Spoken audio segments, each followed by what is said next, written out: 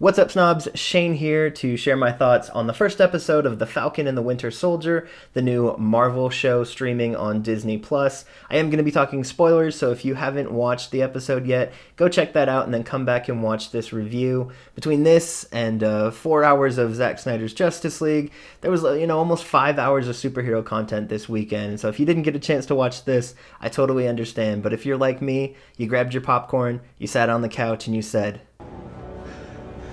I could do this all day.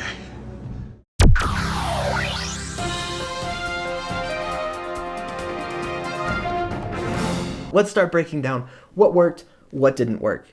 And we're going to start with the negatives.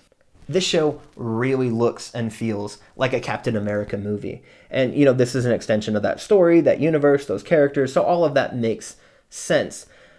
But what I think WandaVision did so successfully is that it was different. It was fresh. It made you go, what is going on? I've never seen this in the Marvel Universe. You're not going to say that about this show. You're not going to say, I've never seen something like this. But if you thought that those early episodes of WandaVision were too weird or too different, I think you're going to enjoy this a lot more. You could tell me that this was footage from Captain America 4, and I would believe you. And that's for better or for worse. It looks cinematic. It looks gorgeous. But it also looks familiar. Similarly, I think what WandaVision did so well is that because it was so different, it was able to focus exclusively on the characters and the world. Because there were no big fight scenes in those early episodes. It was just about Wanda, Vision, and this world that she'd created. This show has to split its runtime between, big fight sequences and character moments and international terrorist organizations and what the government's up to and setting up all the bigger machinations that the series is going to explore moving forward. I liked a lot of those things, and I think it all works, but I think you have to like Sam and Bucky a little bit more than you did have to like Wanda and Vision headed into their series. I think what WandaVision did so well was it took these secondary characters that people didn't really have an affection for. I know there are some people who love those characters, but I think mainstream audiences didn't really know or care about Wanda or Vision that much. And this series made you fall in love with them. It gave you reasons to fall in love with them. It really introduced you to the deeper parts of these characters.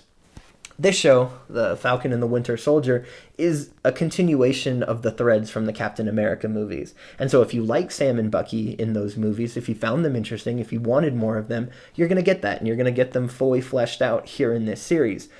But if you didn't really care about them, or they didn't really, do anything, this show doesn't do anything revolutionary with those characters. It doesn't do anything brand new. It's just kind of a continuation of what was already set up. And that either works for you, or it doesn't. It worked for me, but I can see how that would be a negative for some people if you don't already feel that way about those characters.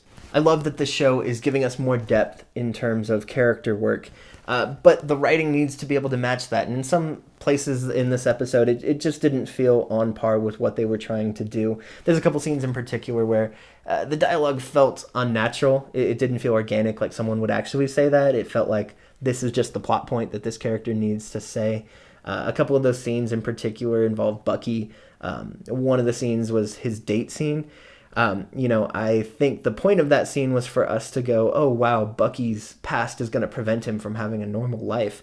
But the woman he was on a date with was saying and doing such bizarre things that I ended up thinking, oh, wow, this woman that he's on a date with is really weird. Why is she talking about the term for parents of dead children on a first date?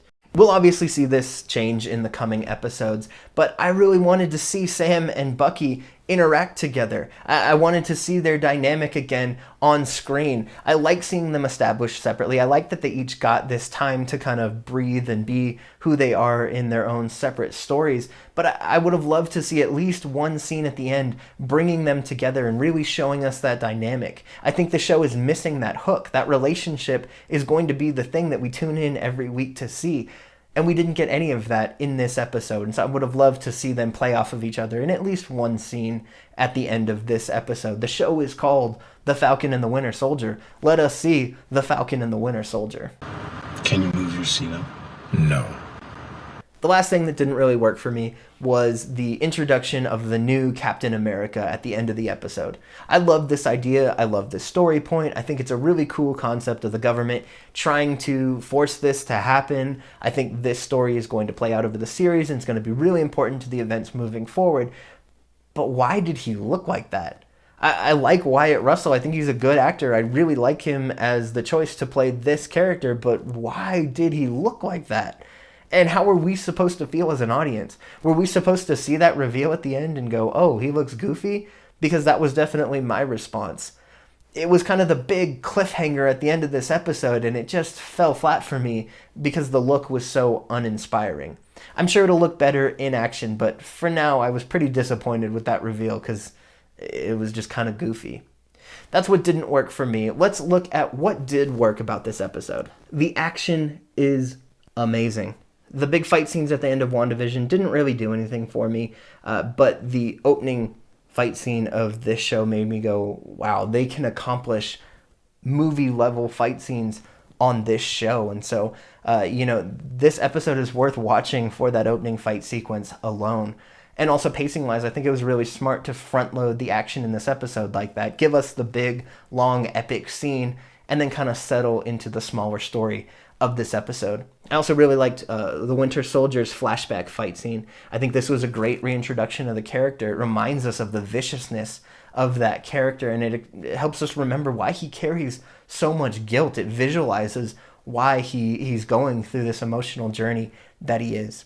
What I really appreciate is that the action was rooted in character. It wasn't senseless. It wasn't just action for the sake of action. Falcon has this long fight scene at the beginning of the episode, not just because we need to see some cool stuff on the screen, but because they set it up so that he fights the same character at the beginning of the Winter Soldier show that Captain America fought at the beginning of the Winter Soldier movie in Betrarch the Leaper. And so I thought this was a really clever piece of visual storytelling to show us through this parallel story that Falcon is following in the footsteps of Captain America. If this is the level of action that we can expect in the show going forward, I think it's really exciting. I love the way that Captain America is handled in this episode. He's not physically present in the episode, but you can feel his presence. The shadow of Steve Rogers looms over everything that happens, and I think that was really well done. In a more thematic way, this show also does a great job of opening up this conversation about patriotism and symbols and what actually makes those symbols worth honoring and respecting. And so I think in that way, it brought up a really interesting thematic conversation, right? There's a weight that comes with being Captain America. And I think Falcon portrayed that really well. I also like that Steve Rogers' fate is left ambiguous. He's an old man at the end of Endgame. Is he dead? Is he retired? Is he on the moon? This doesn't answer that, and it leaves that door open. And I really appreciate the way that they did that. As I said, the show is really focused on developing these characters, and I think this is the biggest success of this show. I think in this one episode, Bucky and definitely Sam get more character development than in the rest of their MCU appearances combined. Watching Bucky befriend an old man whose son he killed was great. Watching Sam return home was my favorite part of this episode. I could watch an entire show about Sam just running a boating company and being an uncle. I really liked seeing the daily ramifications of the blip. I liked Sam going into a bank and being denied a loan because he hasn't had income for 5 years because he didn't exist. That's really interesting. That's a part of the story that we haven't really seen explored to this point. A little bit in Spider-Man, but I love that we're getting that more here. I love seeing all of that being fleshed out more. It feels like the MCU is alive in a way that extends beyond the movies. I also really like the villains that are set up in this, the Flag Smashers, being these people who want to go back to the way life was during the blip. That's a really interesting concept, and that's absolutely something that would happen in real life. If the blip did occur, there would certainly be people who enjoyed life more during that time than they would after that was reversed. And so I think we're finally getting to see a different side of the MCU, and I really like that aspect of the show.